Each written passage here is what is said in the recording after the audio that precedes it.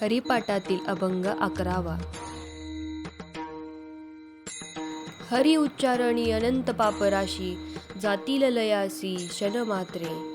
तृण अग्नी मेळे समरस झाले, तेसे नामे केले जपता हरी. हरि उच्चारण मंत्रपेय गादा, पळे भूतबाधा भय याचे. ज्ञानदेव म्हणे हरी माझा समर्थ, न करावेस अर्थ उपनिषदा. या अभंगाचा अर्थ.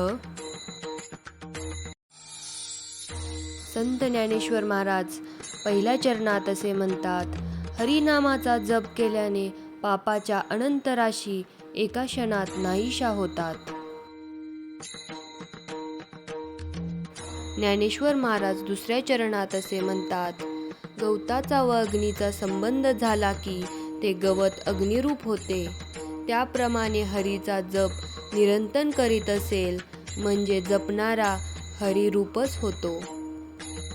ज्ञानेश्वर महाराज तिसऱ्या चरणात असे म्हणतात, हरीच्या नाममंत्राचे सामर्थ्य अपूर्व आहे. त्याच्या धाकाने भूतबाधा नाहीशी होते, म्हणजे हरिनामाने देहाभिमानाचा नाश होतो. शेवटच्या चरणात ज्ञानेश्वर महाराज असे म्हणतात, विष्णू म्हणजे हरी हा सर्वशक्तिमान आहे. तोच खरा समर्थ आहे. हरीच्या नामाचे किंवा स्वरूपाचे वर्णन करायचे सामर्थ्य उपनिषदामध्ये देखील नाही. हरिनाम हे उपनिषदामधील ज्ञानापेक्षाही अगाध आहे. हरे मुखे म्हणा, हरे मुखे म्हणा, पुण्याची गणना कोण करी.